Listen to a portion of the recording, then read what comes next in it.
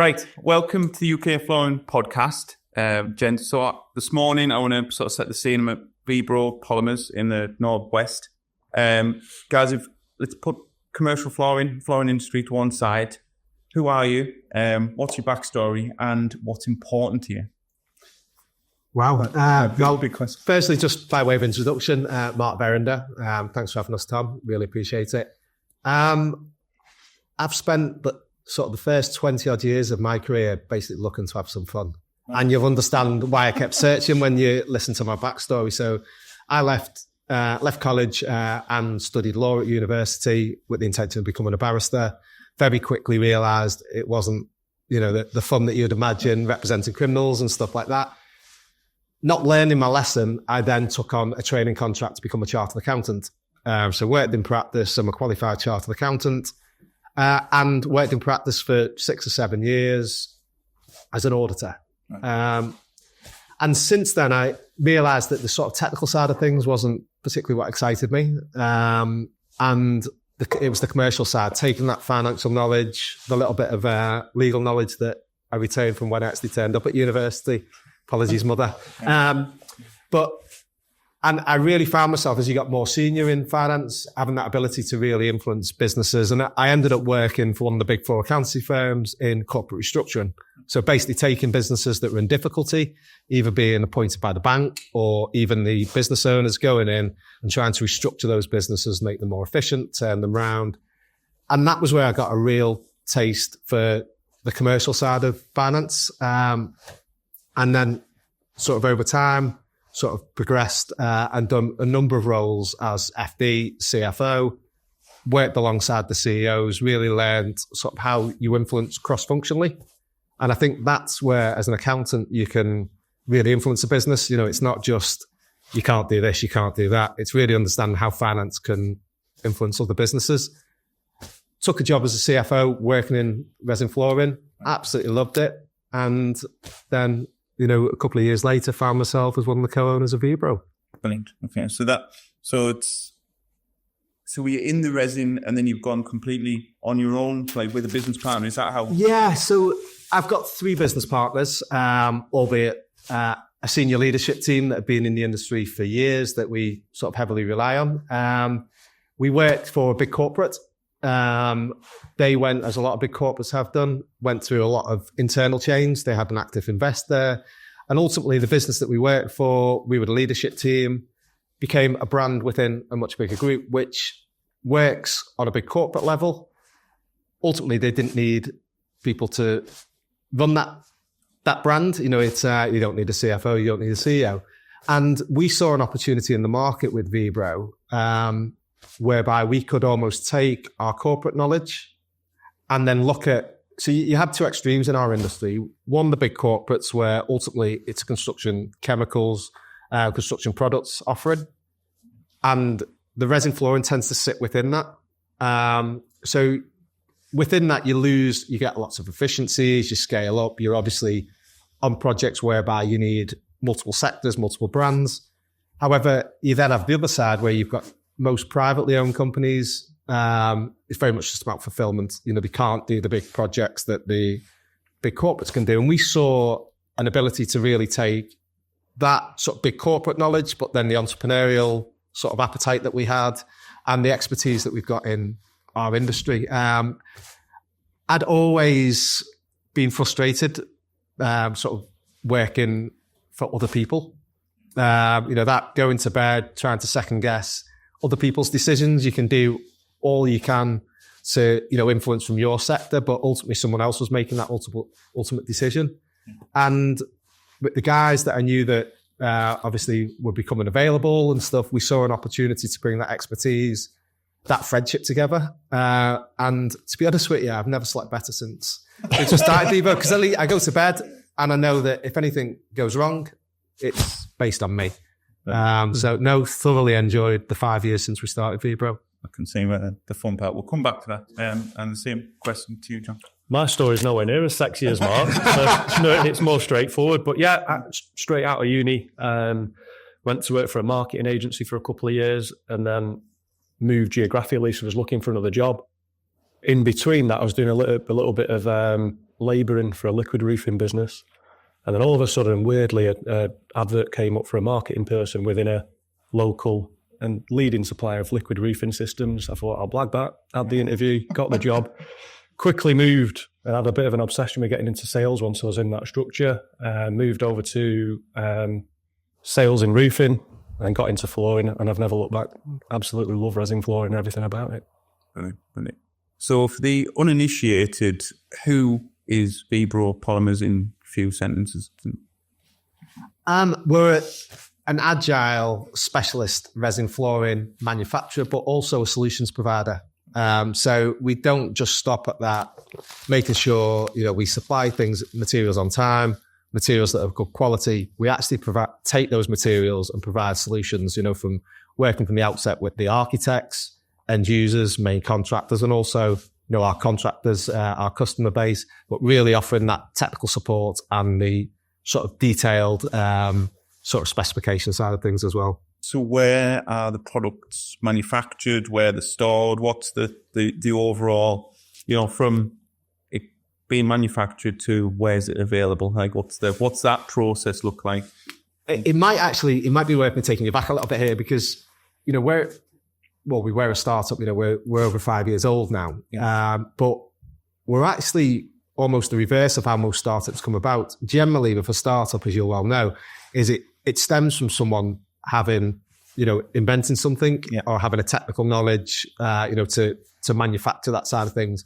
Where we found ourselves as a collective, a senior group of experienced people in the industry is we had the commercial understanding, the contacts, and how to take the products to market. What we didn't have was actually the products at the start. Right. So, and we made no secrets of this to the market. What we did originally in the first 10 months is we found other manufacturers in each. So what we take is we take epoxy, we take PU concrete, we take MMA, we take pump screeds, et cetera, et cetera. So we have a full range of flooring, resin flooring products.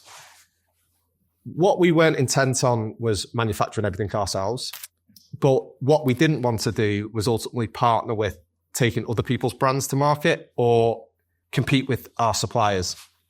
So for those first 10 months, we selected other manufacturers in each of those chemistry sectors, whether it was a manufacturer from overseas, so they had no presence in the UK, or whether they went to market through different routes. And we partnered with them. So ultimately, we were bringing in incremental business to them. And likewise, they weren't concerned about where we were taking. So it meant that we could negotiate better rates, which meant we could be more competitive. Within 10 months, we had an opportunity to purchase a manufacturing business in Manchester. It was a 35-year-old business, husband and wife, owned by a polymer chemist. It wasn't the most commercially dynamic business. It was very sort of reactive. The products were fabulous, somewhat overly formulated. And they did a lot of private label supply, and they also didn't have a brand. So it was we were a perfect acquirer of them, and they were a perfect business for us. We had our own brand. So it ultimately then meant we could bring in our own in-house manufacturing, leverage off our own brand, and we also bought a business that had turned over certainly for the last 10 years between sort of £1.5 and £2 million. So it gave us a revenue boost as well. And private label relationships that we could really develop and grow. So that gave us a foothold in Manchester. But ultimately, we were knocking two businesses together, and Vebro already being bigger than PR Epoxy Systems that we acquired. So we knew with the manufacturing footprint, we'd quite quickly outgrow that. Hence the move to the fabulous facility where we find ourselves today. We still don't manufacture everything we sell, but nor does anyone in our industry. In fact, we're probably on the higher side. So we manufacture about 70% of what we take to market. A lot of the big corporates, again, and that's down to efficiencies, whether that's, commonalities in more materials you purchase, or even just not having conflict in production lines and stuff. And most other people, it might be 50%. So we manufacture 70% of what we sell here. And you've got to remember, we offer a full range of products. Not every manufacturer that manufactures offers an MA, PU, epoxies. So naturally, you're always going to have to outsource some of the production. Otherwise, most big manufacturers Absolutely. Yeah. Certainly other people I've had on the show have, yes, they got 70%, but there's big percentage they don't even want to get involved with it. But absolutely, yeah. Out there, and especially when you're dealing with chemicals, that's just the nature of the business. But it's not efficient. If you're, say we sell a product range, then we sell £1 million a year of it. Our toll manufacturer might be selling 100 million. And there's obviously economies of scale there, and also investment. We're 5 years old. We're privately owned. We're not family owned. We're a family of friends, without sounding corny. And ultimately, to set up, certain plants, you're talking 10, 20 million pound investment.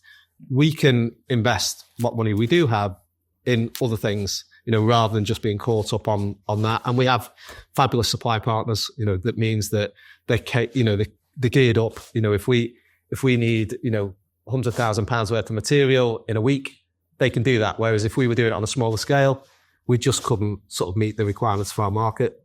So that, from the initial idea, let's say, was the idea always to acquire something in the UK? Or when you started, were you thinking we're going to go to the market and find the best? Or did that opportunity just come about? Or was it always on the cards? No, it was on the cards. We actually, before we even founded Vebro, we were in conversations about acquiring another business, myself and my two business partners. We came to the party quite late in the day on that one. And then actually, the more we stepped back, we were almost buying, a very big and well-established business, and then really having to try and change the culture, the brand, to shape it to what we want. There was nothing cut with it, but ultimately, we wanted to do things in our own way. I said before, whether I'm probably unemployable now, to the rest of the market, so this better work. But from my point of view, we wanted to put our own stamp on it. We've got, a fabulously creative team, in like Rebecca and Lindsay, and we want to leverage off that and really create our own identity. So we took a step back and we said, right, can we do this on our own? And a lot of people think a startup is, you need, millions and millions of pounds of money. What you actually need is a load of balls and a bit of ambition and the right people. Yeah. And actually, one of my really good friends owns a private equity company. And I was chatting to him. They have incubators, so almost like startups where like seeding funds. And he said, mate, just go for it. He said, it's not as difficult. If you know your market and you've got the market opportunity, it's not as difficult as you'd imagine. You've almost just got to be brave, find your way into it and go with the flow.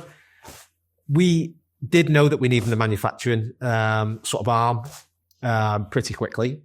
We'd already spoke to the owners of PR Epoxy even before we went to market with Vebro. We knew that was an option, but we wanted to establish our brand presence first, which we did. So the timing was fabulous. But then we've had other conversations about other acquisitions since, both in the UK and overseas. But we've also grown, which I'm sure we'll come on to, internationally, organically.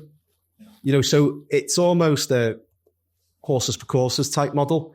As I alluded to before, I'm a chartered accountant, worked in corporate finance before. I know how to fund deals. I know how to do the M&A side of things. And we got a very supportive bank. So there's always opportunities because they back our CV, they back our credibility, our credentials, our history. So there's always that opportunity to do it. And it's always weighing up, what's the right opportunity for this market, that market. And a lot of it comes down to people and the actual market in question. So it was always on our radar that we would have to acquire quite early on. We'll probably still make acquisitions in the future, but a lot of it's done organically as well. Yeah. And so how long have you been here, John? I'm relatively new to the business. I've been here 6 months now. Yeah. And what in the last 6 months have you seen? Because I'm assuming you guys, 5 years is not like, it's not a historic business, but how? I think Mark's been quite shy about how he's obviously from. No one's ever said that before. he's being modest, but yeah, from someone obviously that's been in the industry for 10 years in resin flooring, looking from the outside in, I was watching that sort of meteoric rise of Vebro, and I always told the guys very jealous, looking at how they market the products, how they approach everything differently, generating some really nice specification work. And I remember when I first got told Vebro were coming into the market, and I almost shunned it and thought there's not really room. And then all of a sudden you see them grow and grow and grow. And I just thought I want to be a part of that. So weirdly, we actually met via a white label opportunity, me working for another business, potentially Mark making some material for us. I left that meeting, me and Mark were on the emails, and he said, look, there might be a potential. And not even a second thought. I just, within 5 minutes, I'd emailed him back going, when do we start? How do we get it going? And without falling foul of poaching people and stuff like that, we had no interest in supplying him private label. We just wanted to. We've been talking about him for a while, and everyone kept saying, best in the business, you won't get him. And we met him, realised that we got on really well. A lot of it comes down to sort of culture as well, you know, an attitude, and he fitted in. You know, myself and Rebecca met with you, and we realised that we shared the same energy, the same vision. That's the other thing you've mentioned, the culture. I mean, you've probably felt it as you've walked in. It's very different to your standard corporate environments. Everyone's on a level. There's a real energy. Everyone works hard, works late, really wants to get it done. And like Mark says, there's people in different departments chipping in everywhere just to make sure that we're pushing and getting to the next level. And all them frustrations that you get working for a larger corporate, which I've experienced for a long time, they're gone because you've got the flexibility. The MDs are involved at every single stage of the business. If you need a price or you need a marketing angle or a quick decision, it's on a wheel and you're there. And it just makes such a difference to a salesperson and a sales team, having Mark and Craig and Rebecca being able to react so quick. So my question was going to be originally was like, how have you guys grown so quick in such a small time? But by the sound of it, would I be right in thinking it's action, speed, and people? 100%. Yeah, I think you can only be quick if you know what you're talking about. Yeah. And, you know, we are experts. You know, I remember listening to an interview with Obama, and he was basically saying he works on, because he has to make decisions quick, you know, when he was president. And he said he works on a probability. If I'm 51% certain, I make a decision. And you know, we do that in a lot of instances where we go, right, well, the hunch is this. But the other bit, and businesses go through cycles, and we're actually in a phase now where we're trying to change how we operate a little bit internally. We were so fortunate in those early years that we had people that we brought in as functional experts, but they were so hungry and bought into this Vebro vision. They'd step outside the swim lanes. You know, I've got a finance manager upstairs who is in the factory. Yeah, you know, we've got, you know, it's just, you know, these people just want to go over and above. I'm actually now, we started this year talking about swim lanes now, because we've got to the size where I need, you know, my head of finance focusing on finance. I need, you know, so we go, right, this is amazing. We wouldn't have got to where we are today if it wasn't for these people, this attitude, you know, people getting, you know, Lindsay painting, you know, all these little things that, you know, almost takes people away from the day job, but then they're doing that on top. Let's focus now. We've now got a structure. You know, you find yourself early on where certainly where we were fortunate to find ourselves, it wasn't a lack of opportunity. It was actually a lack of capacity. Right. And now we're going, right, okay, we can afford to bring the people in at the right level. We've now got functional heads to head up all these functions. And that's only function. You've all got a great cross-functional understanding. Let's, you know, have confidence in each other. Let's pass it over. Let's pass it over the right places. And through that, we can actually now deliver more through just being experts in those functions. But it was the people that got us here. And without that, you know, without people at weekends, bank holidays, late nights, you know, we sort of say, you know, we got to where we are in 5 years.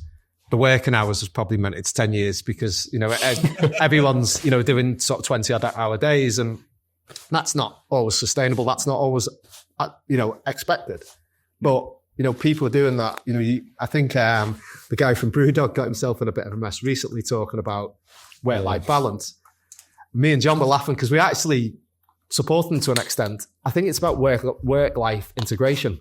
You know, I find myself on the few holidays I go on with the family, if, you know, my wife's reading a book or the kids are playing I'll read emails. It's the same thing. But if you enjoy your work, it doesn't always feel like that. Absolutely. And I think that's what a lot of people, it's mainly people that don't act quick, let's say, and procrastinate in 5 years, did not move forward. Mm-hmm. But what some people don't see is they see the fluffy side of it, I would call it. But what would you say, where it was just an idea to now, what would you have done differently? What didn't work? Because we're talking about what has worked, but I imagine it wasn't plain sailing. No, it certainly wasn't. We started the business 6 weeks before COVID, before the first lockdown. Jesus Christ, at the time we thought Brexit was going to be the biggest challenge for us. Yeah. And actually, bizarrely, COVID really helped us because it almost set a level playing field. A lot of the big organizations, were furloughing people were sat at home watching box sets. We had no choice. We had 9 senior people that had all left, good jobs and really committed to this. We've got to, without obviously breaking any of the lockdown rules or anything like that, we were hungry. It gave us a bit of time to get all our literature and everything like that in order and stuff like that. But it was just that hunger. I think as the business has evolved, probably what would I have done differently? I think sometimes we made a call based on previous experience. There were certain times where we almost felt our way into or ploughed into the market going, well, this has worked the same way for the last 10 years. And then more recently, we've gone, well, hang on a sec, we'll do this differently. And I think also we've employed a couple of people in the past based on CVs, whereas actually some of the times in certain roles, you go, well, actually, let's go for attitude, let's go for culture, let's go for personality. All the other stuff we can develop. And I think it's that. I think it's sometimes just really understanding people's motives and getting the right people. And I think we've made a couple of mistakes in that area and a few times. And, That's normal. Yeah, exactly. And we probably let other people down, because we were quite the right company for them as well. You do, without making out that we're a crazy sort of company, we do stuff differently to people. Yeah. We work in a different way, and you need a certain type of person to fit into that. Your question, John, how coming into a business relatively new, but operating at this high level, mentally, emotionally, professionally, how do you keep up at that higher level, just personally, No, it's a good, to be honest, it sounds a bit strange, but it kind of matches my energy, which has been quite nice. I mean, I'm a little bit... not, he's only 28. I know, yeah. The first meeting I had with the sales team here, we recruited, I took one guy with me, Mark Ingram, from my previous job. And we had the meeting, and one of the sales guys went, bloody hell. And Mark goes, yeah, welcome to working for John. And it's just, the energy here matches my energy. And it's all about driving standards, being first, doing what you say you're going to do. And I think sometimes sales overcomplicated. A lot of salespeople just don't do the basics. And I think if you go above and beyond that, over time, naturally, you're going to get some real nice organic growth. And is there anything you do out of work or even in work that just keeps that fire burning? Again, it doesn't have to be the business is doing that itself, but if someone's lacking that, what would you say to your sales guys or to try and increase the fire to turn the gas up? No, and I think that's part, as running a sales team, part of your job is to continually motivate, isn't it? And I think there's always dips in personnel and what motivates them, and you have to really try and get under the skin in terms of driving them and understanding what drives them. But essentially, the biggest thing for me is never ask someone to do what you won't do yourself. And Mark's the saying, if you work for someone that's continually striving to move forward and putting the hours in and making sure they tick the boxes, naturally that progresses down. And, all the management team here are like that. Everyone else that works around the management team are like that. So very infectious place to work. No, brilliant. And who are you predominantly having sales conversations with? Who is a great person for you to be sat in front of? It varies. I mean, we have different facets to the business. So the majority of the role is account management, looking after existing contractors and increasing the contractor network, which is quite a demanding role in terms of it's a very competitive market, finding angles, making sure that everyone's well looked after. But then we've got the other side of the business, which I think for someone that does so well in the contractor market, also does really well in the specification market. So we have a lot of drive to work with surveyors and architects, making sure that we're continually specifying and coming up with angles to sell material that can't get changed further down the line. So we have two real parts of the business. Yeah. I think the angle bit is really important. That I hate going to meetings without being prepared, what are we going for? What's the purpose? This person's going to give up an hour of their time. Busy people. Why? What are we going, this whole just going to catch up with a customer. There's a social bit and it's fabulous, but 100%, yeah. They resent it, so what are we going to tell them? Why are we asking for an hour of their time? And also, just as a supplier, as a manufacturer, what have we got that's different? There is no point us just going, well, we're the same as them, same as them. 100%. And they just go, well, why am I going to change, a supplier? Where's the added value? That's the question. And that's the bit we always challenge ourselves. What have we got to tell people? What are we doing different? Why are we adding value? And I think, through obviously John, since he's come in, we've got a fabulous specification director in Robert Gray, who's got years and years of experience, really well connected. And he played different roles, different parts. And it's a great blend. And, you already seeing in the 6 months, John and Rob working really close together. And it's that bit of people wanting to help out. We've set up a sales structure in the past. The big taboo's always been about people's bonuses, allocations, from a sales environment. And that's absolutely right. None of us come to work, for nothing.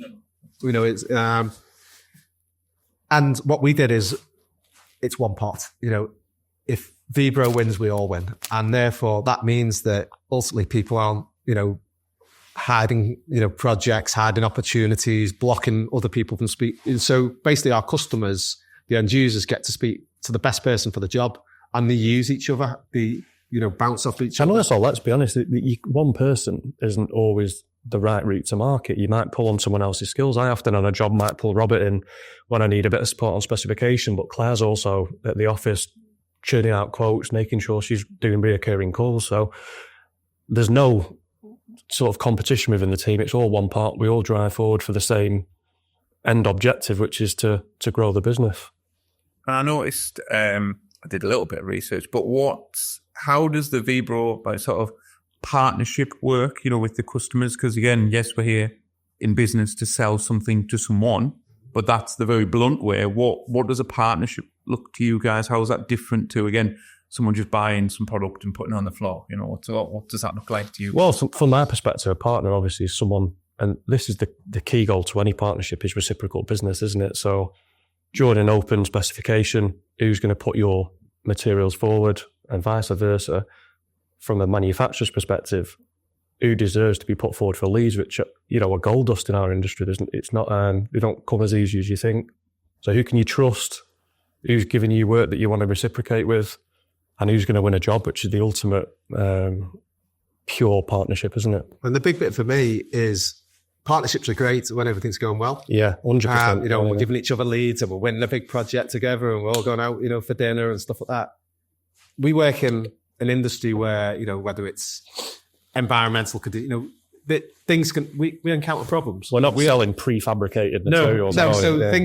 Shit happens. And it's about how partnerships for me is about how we address issues together. And, it's about whether it means, if we've made a mistake, if they've made it, we all make mistakes. It's about being fair in commercial decisions, but also then standing together and making sure. You're spot on, yeah. We're bringing that compliment. So if you have an issue and you stood with a contractor that you've built trust with and your partners, you say, right, we sort the job out, it gets finished, we'll talk about all the commercial stuff later on. Let's make sure the client's happy. You can't always do that if you don't trust the contractor that you're working with. I think it's back to exactly the growth thing and the customer service. I think we've got action and speed. If you 100%. Yeah. Well, I guess just to finalise on the partnership thing, the other bit, and Rebecca, Group Marketing Director, has been intent on from the outset. A lot of other manufacturers, because they're upset, we sell to 150 different, contractors, applicators in the UK alone every year. And a lot of the manufacturers, they'll only promote projects for themselves because they're concerned about upsetting all the customers. We took the decision that all our customers know we can't just sell to one customer. We'd have a very small business. Therefore, we co-promote, we've got that in-house marketing, design with Lindsay, being a graphic designer. And therefore, most of our contractors don't have that option in-house. So we will always make sure we co-promote them without the fear. We're very transparent in that. Yeah, we work with other people. And I think it's been really, really well received by the market because they get to, benefit and leverage on the in-house marketing. I think it shows a bit of an air of confidence that you're working with partners that you're not really bothered if the market knows you're working with them or not. I think marketing in general, a lot of people don't market what they're doing because they're scared of, a lot of projects are multiple phases. So they don't want to show the first phase because someone else might come in and flip that spec. We took the decision that actually we're brave in our marketing, we're brave in what we do, and therefore we're very open in what we're about to launch, what projects we're working on, who we're working with, in the confidence that ultimately the marketing the benefits from marketing outweighs the risk of other people trolling us, trying to break stuff. And I think it's a brave approach, but I think it's absolutely the right approach. I think you hit the nail on the head. There's so many commercial flooring contractors and manufacturers. There's very few that are in 2025. The websites that were done in 1992 and Habitants or the locals. Some don't even have websites. No, exactly that, and that seems to be in the UK flooring industry as a whole. A lot of this is done with relationships, which is getting them quite far. But the marketing side does seem to lack, and I think the marketing team and the actual research that goes into everything they do is phenomenal, and even to the point that tone of voice is consistent on every message. The brand is exactly on point on every single piece that we put out. There's nothing, no stone unturned. And you think, working in this, and it's a frustration. I've been in marketing in this industry. How do you make resin flooring sexy? And you look at this brand and you go, wow, they've done it. They've managed to do it. And that was always a hood thing. It's so important for a company that's 5 years old, and you go back, obviously, 4 years ago. How are you going to get people to know about you unless you market? So it was a huge, our growth. We wouldn't have had any success if it wasn't for the marketing team. And you think of the role, we centralize it, our marketing across the whole globe. And they obviously keep the consistency, like John said, for a brand point of view, but it's tailored then for local, for Asia, for Australia, for India, for Europe. It's the question whenever we're talking about putting out a message or who am I talking to, what's my audience, and we'll change that to hit the right note with these people. It's so clever, but I think you can only do that if you have that in-house expertise. There's a value in time, particularly if you're relatively small, in outsourcing marketing, because ultimately you get, someone that's a dedicated, graphic designer, someone that's a comms person, etc. But then you'll have attrition on accounts. They won't understand your industry. Nothing's dynamic. We'll have Rebecca or Lindsay, pulling posts, onto social media over the weekend because something's just happened last night.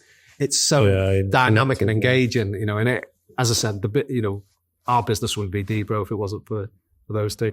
How have you done, again, because I don't, it's more a selfish question. In fact, I'm relatively versed on UK marketing, beating a drum, but how, even in 5 years, how have you hit the global market? Because as we kind of alluded to with it, different countries are different, but what's the mindset around that, and how have you suddenly went, right, this needs to be away from the Northwest, this needs to be global?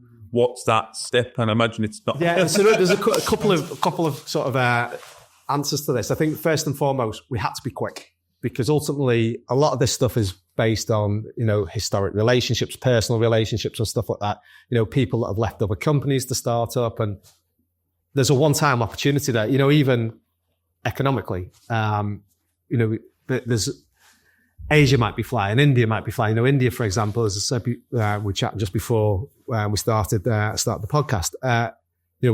We've done a joint venture with $1 billion stock market listed company there in a market whereby, India's got to rebuild itself, I think 3 times over in the next 30 years. It's growing that quick. They can't even measure the growth. And we're going in with a big player that's already on all the big construction sites. But you've got to that came from an introduction. There's a CEO from a $1 billion Indian company in Amsterdam, really keen to meet you. He's been tracking Vebro. It's an area that they want. A lot of people had just almost dismissed that. And I questioned, before I jumped on a plane to Amsterdam, what's the purpose? What's the opportunity? I had a good think about it. You go, you meet, and you go, right, this is live. This is here now. Let's make this happen. And you change your plans. So I think you've got to be quick. Otherwise, that opportunity will die very quickly. But from a marketing point of view, the question, so Rebecca will come out to Asia with us, and I want marketing. And it's like, well, where do your customers hang out? India, the UK, they're huge on LinkedIn. Malaysia, not so much. There's other platforms. They like Facebook, they like WhatsApp, so we'll build a WhatsApp channel. It's about asking the right questions and not just going one size fits all, because it doesn't. It doesn't. I love that. So one of the things that, again, my knowledge is minimal, but in the commercial industry, sustainability is absolutely essential. Specification, architects are all looking for this. And I'm also not a chemist, but I understand epoxies and things are sometimes not going to save the seals. So how have you guys had to do the serious stuff around building, but not building a brand, but building a company in a market that's wanting stuff that's sustainably for the future? It's a good question. I think you look at sort of the past decade, and this has been coming and coming, and you kind of, whether you like it or not, and you're trying to avoid it, it's got to the point now where if you want to get specified on a decent sized project with any clout, it's got sustainability requirements for it now. And there's no moving away. I think what you said about epoxies in terms of not being the green material is a little bit unfair. And I think it often gets shoehorned into that chemical industry, which has a bad reputation. But there's a lot of things in the industry that you look at how it's progressed in terms of green chemistry, low VOCs, recycled packaging from a basic perspective, which have really moved forward. And then you look at it from a holistic perspective in terms of life cycle analysis, when you compare that to other systems, flooring systems outside of resin. And it's actually quite a nice offer and a good sustainable solution. You look at, you install a resin floor, for example, the life cycle of that is usually around 10 years, but you can then refresh that material and expand the lifespan. You're also looking at that compared to other materials like soft flooring, which you are well versed on. Just be careful you don't. I know, or anyone else. But yeah, it's the refresh purpose, but also everything's made to order, so you've got very limited waste. So there's not a lot of resin flooring which is outside the parameters of your BREEAM and your LEED and everything else. I think where the challenge, and everyone will see the same, is everyone wants something that's environmentally friendly until they cost more. That's it. And that sounds terrible, but it's a way of life. And ultimately, what we have to do is, again, without killing the chemistry, we're a blender. Our factory blends materials; it doesn't cook materials, etc. So what we have to do is basically take it all the way back and work with the big raw chemical material suppliers, and we're constantly meeting with them, going, right, okay, what else have you got, to replace your raw epoxy? Some of your curing agents, some of your additives, some of your talcs, some of your fillers. And it's working with them and going, right, okay. And then you're doing a margin assessment and going, well, actually, and where we've took the decision, and it's very similar to our actual overall model, is we've very much focused on the top line rather than our margins. Ultimately, the more we sell, the more people are using our materials, the more familiarity they get, the more loyalty they get, and the more the brand gets out there, the more case studies we get. So we took the decision whereby we've almost prioritized the top line rather than necessarily the margin. So if something costs a little bit more, but it gives us an angle to win more work because it's more environmentally friendly, we'll ultimately absorb that margin. And the big bit that we've really tried to do, and we touched on the international side of things, the UK and Europe, legislation.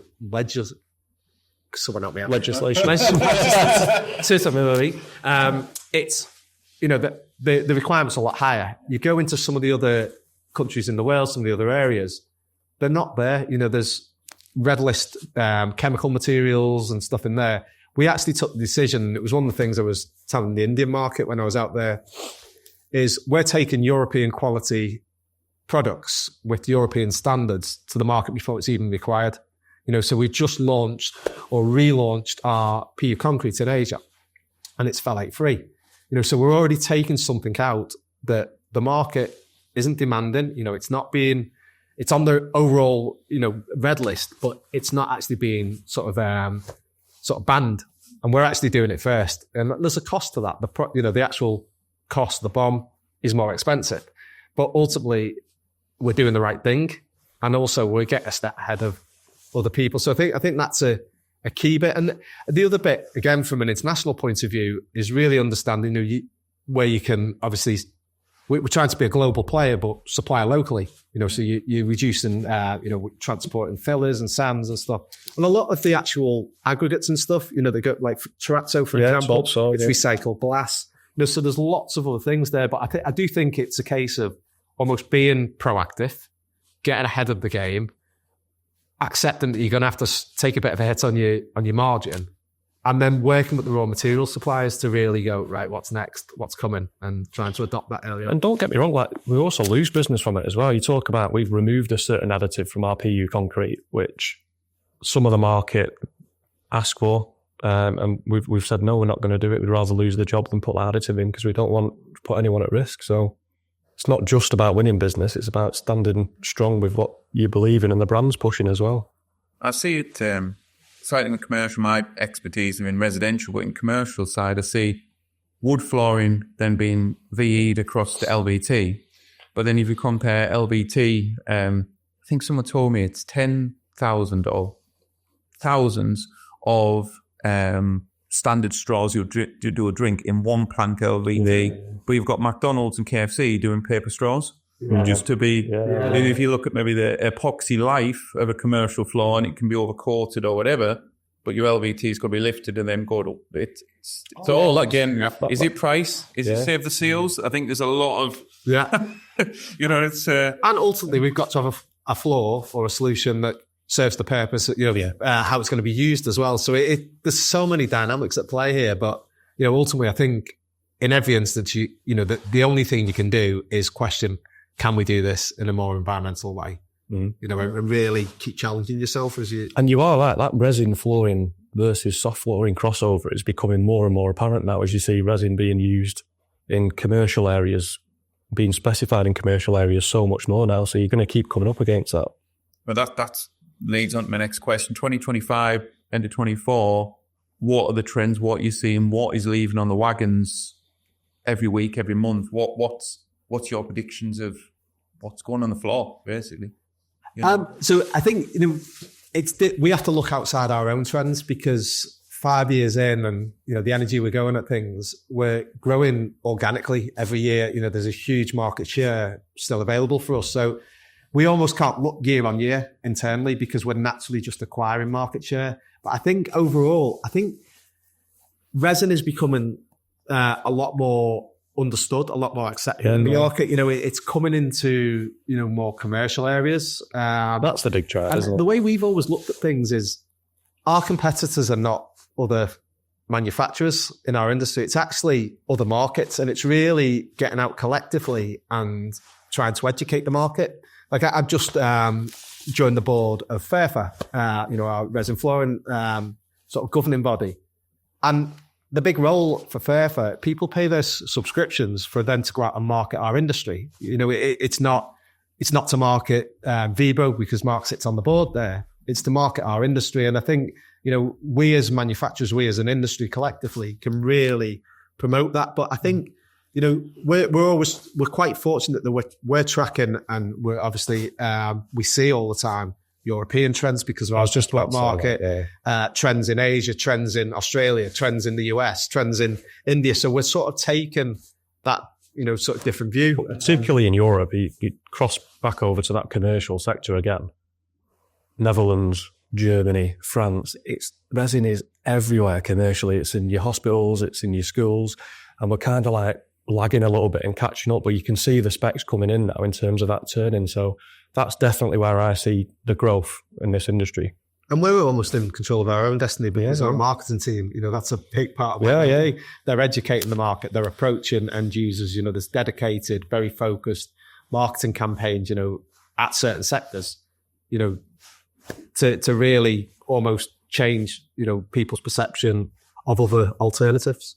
I think that's what I find. I was in Vegas exactly a year to the date now, and I was in an investment bank. It's a talk, and it was the investment bank talking about the flooring industry. They only invested in flooring business in the US, and they said SPC is going to tank, and laminate flooring is going to come back up. And I'm sort of, that's quite an interesting thing. It's really interesting to speak to people on the ground for the last 2 or 3 months. SPC is tanked. people are asking for laminate again and residential, and that's really, it could be, I think it is actually marketing, because people have not got on as well as the SPC manufacturers had hoped. So they've gone backwards, not backwards, but everyone knows what a laminate floor is. And a few years ago, they didn't know it. Could be the same with, you guys will probably much hope that, our hospitals are all going to be resin. It doesn't. And I think you're right. I think part of it is our own destiny, because you look at the market now, when lockdown was apparent, and I think it worked great for the business in terms of specifications were there to be broken. Main contractors had, a whole lot more power than they have at the moment, but in terms of specifications now, we're driving them and holding on to them. And I think due to a lot of issues within the market, there's a real need to stick to spec and make sure that if it is switched, it's got to be on performance rather than devaluing a spec.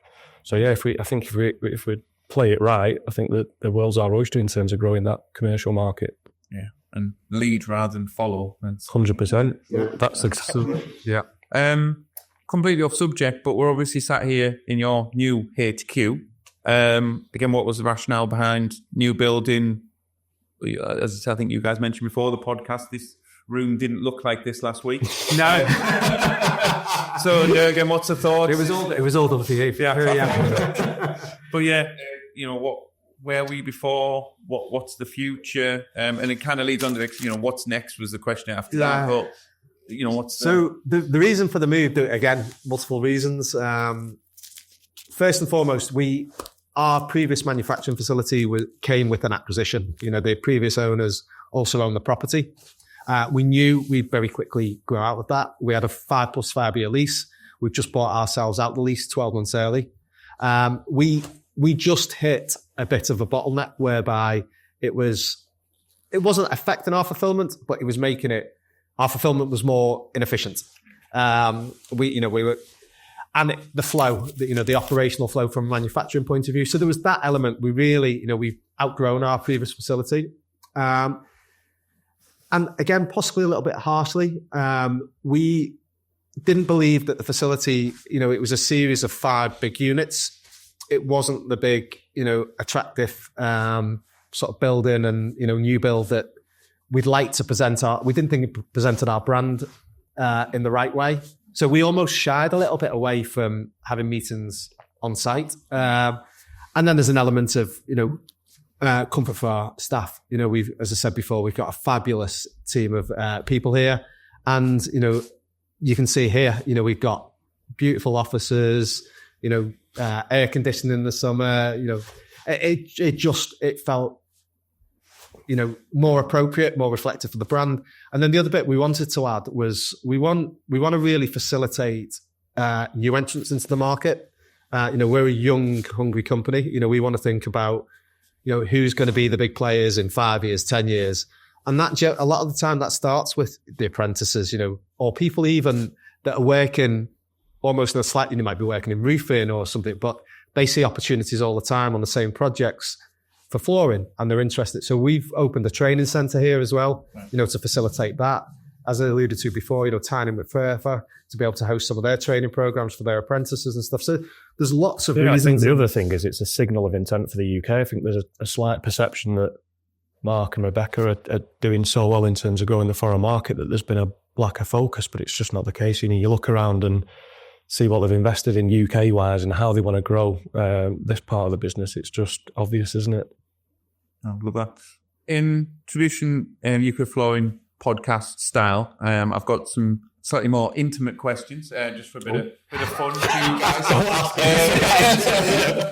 This is where I've got to know when to stop. I'll go one each. Start with you, John. What's your favourite floor covering and why? But what do you also have at home? That's a really good question. That favourite floor covering. I'm going to be really boring here and go with a high build coating because it serves a purpose. And I know where you're getting at with that question because someone always says to me, if you had to have a resin in your house, which resin would you have? I was going to ask, is your garage floor got resin on? My garage floor's got resin on. Right. But more importantly, I would, if the opportunity arose and I had a concrete floor, I would without a doubt substrate, which I don't. I would stick a terrazzo in my house, definitely just for lifespan. aesthetics. Yeah, beautiful system. I'm actually going to know the same question just to be nosy. At home? So at home, my driveway in the front of my house is all tarmac waiting for resin bound. And yeah, so it's all prepared, it's all ready to go. Again, houses and styles and fashions go through cycles. However, from a resin bound point of view, there's obviously other benefits. You go back a few years ago with the block paving. Yeah. Have you ever tried jet washing it with your block paving to get all the weeds out? I tend to get my mum, who's in her 70s now. She's got goggles on, covered in mud. It's not a pleasant, and so there's a lot of practical side to things in that respect. But yeah, I love the resin bound finish from a driveway. It gives that grand, almost stone sort of finish that you had historically. And again, going back to what John said, the terrazzo, I think anyone would be daft to overlook that. It's a skill. The application of that is a real skill. The driveway. Have you chose the colour, or is it left over off a job? No. I'm waiting for a job in the colour I want. If I gave you £1,000 now, we're at lunchtime, but you've got till 5 o'clock to spend it, what would you spend it on? Vebro shares. Yeah. One way up. Again, we try, so we don't take any money out of this business. It's all about building something for the future. So there's so many different opportunities that I would put that money back into in the business, but unfortunately it wouldn't go on myself, it'd go on the business.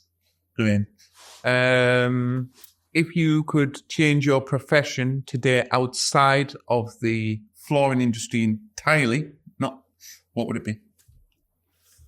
I get asked this a lot, weirdly, but I would definitely stay within construction. I think it's the best industry to work in for a number of reasons. But yeah, given previous experience, I'd stay in construction and move over to roofing. Yeah. Go.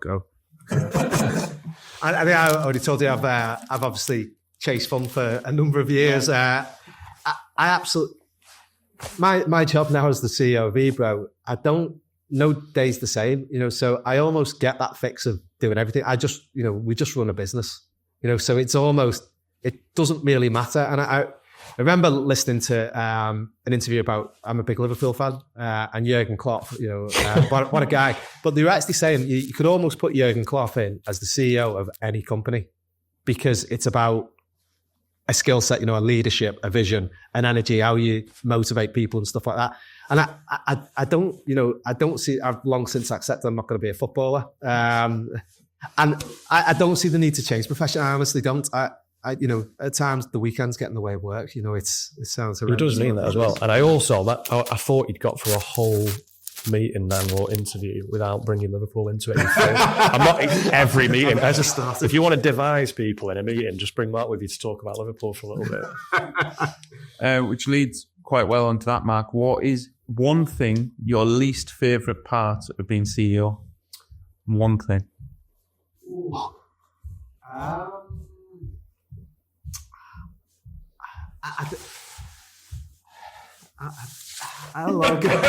This is difficult because I don't know if I'm going to offend here. To be honest with you, sometimes it's just having to be brutal on your time. It's so easy to be involved in everything, and you have to accept that other people are actually better than you at certain things. I think the CEO of Gymshark, I think it was Ben Francis. I think when he started Gymshark, and he just went off the scale, he actually demoted himself. Yeah, he realised he wasn't capable of being the CEO of a business at his age, with his and he put someone above. He actually took time going to working in marketing, different functions. And I think having that appreciation and that understanding that you're not the best at everything, it'd be wrong if you were the best at everything. But I think that's the bit that I struggle the most with, not being involved in everything. And there's a few people in our business that would advise I don't do that very well. And John, what's your least favourite part, let's say, of sales? I think, weirdly, again, spoke about this week with the team, because it can be easy to get demotivated in sales sometimes, but the most difficult thing in sales is that output doesn't always equal sales or results. And it can be driven by market or competition. It doesn't necessarily reflect what the team are doing. So it's just like trying to keep people motivated and drumming in the fact that if you keep doing the right thing, eventually the tide will turn and the results will come in. So, and there is a balance, particularly when you're a young company, between immediate sales and that pipeline in the medium term. Long term. And trying to do both, and make sure that people understand you're doing both, I think is a constant sort of worry for challenge for our sales team. And with sales, you just never switch off. That's the thing. You don't finish at 5 o'clock and turn your phone off and that's it. It's just 24/7, isn't it? So that's the difficult part. But I suppose that's with any part of the business. Yeah. John, what's the number one sales question if you only had one question? Well, that's really good, that. Can I go first? What are your pains? How can I? Same question in a different format here. We were talking before about going to meetings and really going with a purpose, going to offer something. But sometimes people get that wrong as well. You go determined, I'm going to tell you this regardless. Actually listen to what your customers need and being able to react. Rebecca, mentioned on them before, our group marketing and business development director, is absolutely brilliant at this, particularly from an international point of view. We'll sit in meetings and she's not always the most vocal. And we leave, and as soon as you get in the car, get in the plane, get back to the hotel, this is what they want. And she tailors stuff. And it's being agile to know, to sell. Not everyone wants to buy the same thing. You can't sell lock, stock and barrel everything to everyone. There's an opportunity where someone might just have a gap. They might be really, really delighted with a certain supplier and a certain product type. You're not going to break that. So stop banging your head against that. Stop wasting their time, frustrating them, and see where the opportunity and see what they need, and where you can bring some value to them.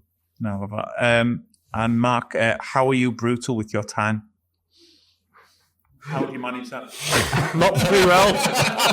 I forgo sleep a lot. Not fabulous. It's getting a lot better because I've got such a good team around me now. With Rob, with John, with Rebecca, we've got fabulous people that just sort of step up all the time. And I've got to listen to people where they go, Mark, you don't need to be involved in this. Yeah, that's really interesting. So that was one of the big things that from when I got a great team, and it's finding people that say no to me. Yeah. I don't need many yes people. I need some yes people. Oh, I've gone good at that. But it was really weird, sort of 10 years ago, if people have been saying no, I actually got like a block with it. And the more people I've got no, and very similarly, we made my wife CEO of our business, and I took a reverse role. And that was the thing I wish I'd done much sooner. One thing I will compliment about Matt, he does listen. That's the thing. I mean, we've gone through a whole process of how can we improve from a fresh perspective in the business. And to be fair, he's taking it all on board. And every single day, we never just say, that's it, we're good. We don't need to improve on anything. It's constantly, where can we improve? And that's how you grow and get better. Was that always the case, Mark? Was it like, when you're in corporate, was it Mark for the highway, or was that always been the same? No, I do. There's only John that never said I'm never sat it. I think again, without blowing smoke up John's arse, we again 5 years in, we knew we were very good at certain things. We knew we weren't as good as we wanted to be at other things. What John's done is come in and not just leveraged and jumped on the good stuff and went, right, well, it's easier to grow from that point. He's actually gone, well, I know that's going to keep going. Right, where can we improve? And he's gone round market feedback, and we're never going to be perfect. I don't want, if we were perfect and, with the size we are, I go, well, where do we go from here? So John coming back and challenging the business and going, right, this is a new opportunity. It's brilliant. What I keep saying to John is every time you raise an area of improvement, it's brilliant for us because I know that tomorrow, in a week's time, in a month's time, we can address that and the business is going to be better. Whereas if we just accepted that everything was okay, good, or it didn't matter, there's nowhere to go. Yeah, love that. John, 3 people you'd like to have a pint with, dead or alive, tonight? Oh, that's a really tough one, isn't it? Anyone at all? 3 people. Yeah. I've got Donald Trump. Yeah, good table so far. Jose Mourinho. And Ricky Gervais. I think that'd be a nice tidy dinner table, that. And what about you, man? I just want to go on John's. If I can swap Mourinho for Klopp, I think, Klopp is just engaging. He's so charismatic. And I think everyone always leans to a politician because there's so much you'd like to find out about what's gone behind them. And, for me, I love Boris. Again, that's possibly not going to make me too popular on the back of this, but the stuff he's gone through, he had one of the most challenging reigns, in sort of recent memory. And I actually think the way he presents himself and goes about it is very considered. There's a lot to it. I'd love to get sort of under his skin there. And yeah, the third person, I'd invite John. But no, he's same with Trump, isn't it? You look at him and he's Marmite, but if he makes a decision, he sticks by it, and that's the end of it. Yeah, get shit done. I think that's one thing from Trump and Boris, irrelevant to their political views, because I've not my level of expertise, but how they operate when they're all getting out of bed and they're all going to bed. How are they operating at that level and keeping focused? That's that's a skill set, no matter what their opinion is. But to make them decisions and move quick, I think it's a massive skill to have. So it's with Boris with lockdown, it's like, I'm just going on the telly again to tell everyone. That in itself, no matter what he's saying, is huge. I think anyone would struggle with that. We talked about listening.